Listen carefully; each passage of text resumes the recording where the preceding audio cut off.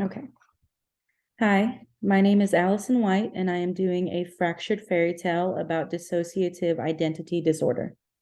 My story is called Snow White and Her Different Alters. When Snow White was a little girl around the age of 5, she suffered the loss of her mother. Years later, Snow still looked to her father for guidance and approval, but his heart was the one that never really healed. Being the king, he often neglected his daughter Snow. He spent his days doing his duty for his kingdom, then spent his nights trying to fill a cup that always seemed empty. With each passing day, Snow's loneliness only grew. One day, her father, the king, came bursting into her room with a beautiful woman. The smell of alcohol reeked off of them. Her father had announced that they no longer had to feel alone because this woman was his new wife. Snow was filled with mixed emotions, but overall was happy. She had hoped things were really changing, and change they did. That very same night, Snow couldn't sleep. She paced in the halls and tried to think of a gift that she could give to her stepmother as a belated wedding present. However, when Snow turned the corner and now faced the hall that led to her father's room, she could hear a rummaging sound and glass breaking as it hit the floor. Snow ran to her father's room and burst through the door. She saw a knife plunged into her father's chest, and her new stepmother's hands were covered in blood. Snow White froze.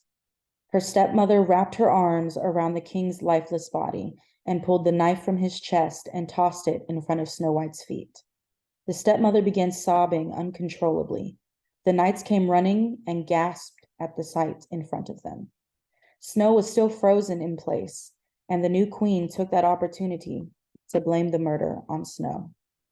Snow could do nothing but stare at her father's body. She could not believe what she had witnessed in her eyes. Time stood still. Everything was silent. She couldn't understand what was happening around her. She felt as if her mind couldn't think, and all her eyes could do was watch and observe the changing scenery. Her father's room, the dark walls of the hallways. She walked down these walls all her life, and it was like a scene playing out in front of her, like she was still at the corner of that hallway and was watching some other little girl getting carried away by the guards. Snow felt nothing in that moment. According to Comer and Comer in 2022 from our textbook, some symptoms of dissociation can include feeling dazed or having a sense of depersonalization or derealization. The following morning, when Snow opened her eyes, she was confused and frightened by her new surroundings. She had no idea where she was or why. Snow went to the door and called out for her father. When there was no answer, Snow fell to the floor. She couldn't stop her hands from shaking, and her heart felt like it was going to beat out of her chest. All of a sudden, Snow heard a bird chirping.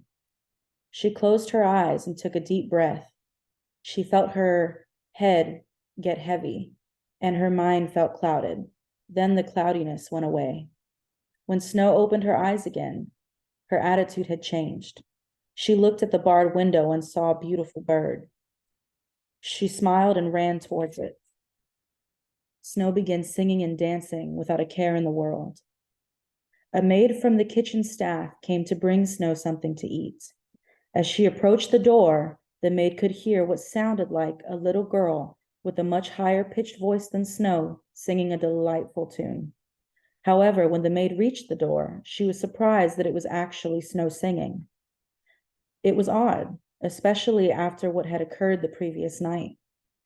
Snow heard the maid call out. She was so happy, feeling almost giddy.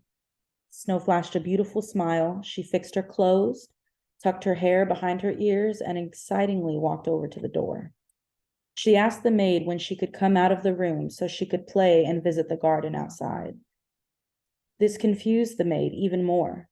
From the maid's point of view, it was as if Snow White had not realized or even remembered what she had done. According to Cleveland Clinic in 2021, other common signs and symptoms of DID can include anxiety, disorientation, and memory loss. Snow, the maid said, are you feeling okay? Snow then responded in a high-pitched voice, my name is Sarah. Snow's not feeling very well right now. so I wanted to play with her in the garden to make her feel better. The maid was shocked. Her eyes widened with disbelief. Standing in front of her was surely a princess. However, it also wasn't. For this little girl was happy, cheerful, and she smiled like nothing was wrong. She even asked the maid, "Do you want to see something cool?" Then proceeded to do a cartwheel. Not knowing how to respond, the maid also asked again, "Snow, are you feeling all right?" Sarah then said, "I'm not Snow, I'm Sarah. But Snow's my best friend. I want to take her to the garden before my mom comes home." According to traumadissociation.com in 2016, child alters, also nicknamed as littles, are common and may be playful, fun living, and also be the idolized representation of the perfect child from the perfect family. At this moment, the maid realized that Snow White was not herself anymore. However, she watched her grow up, she cooked her meals. The maid just couldn't believe that Snow White killed her own father, even in her current confusing state. Curiously, the maid then asked, "Why? Why did you kill your father?" Sarah's smile dropped. Again, her head felt clouded. She closed her eyes and took a deep breath in and exhaled slowly. When her thoughts cleared, she opened her eyes again. She straightened her posture, shoulders back, chest up, and held her hands together across her abdomen. "Hello," she said, no longer speaking in a high-pitched voice, but a more mature tone. "My name is Jane, and I would kindly ask if you could not ask that question again." The maid took a step back, but now being more aware of the situation, she agreed and this time asked Jane if she could tell her what happened. Jane proceeded to explain the events that Snow had witnessed last night. The more detail she gave, the more the maid believed her. Of course, Snow wouldn't kill her father. Despite his flaws, all Snow wanted was his approval and affection. Jane said that she is there to help protect Snow from her pain resulting from that night, and she will let the maid talk to Snow when Snow is ready. Traumadissociation.com in 2016 also states that the gatekeeper altar has the job of keeping traumatized alters from coming out, and that they can keep memories hidden as well as control when and which alter can come out. The maid understood. She finally gave Jane the food she had brought for Snow to eat. Jane thanked her, and the maid walked away in deep thought, but not before promising to expose the new evil queen and get Snow the help she requires. The maid then spread a rumor throughout the castle that the queen was the one who murdered their king. In just a few weeks in the kingdom, a revolt against the queen happened, and Snow was finally let out of the dungeon. That same maid gathered a few others that grew up with Snow and one other that was more experienced with the troubles of the mind.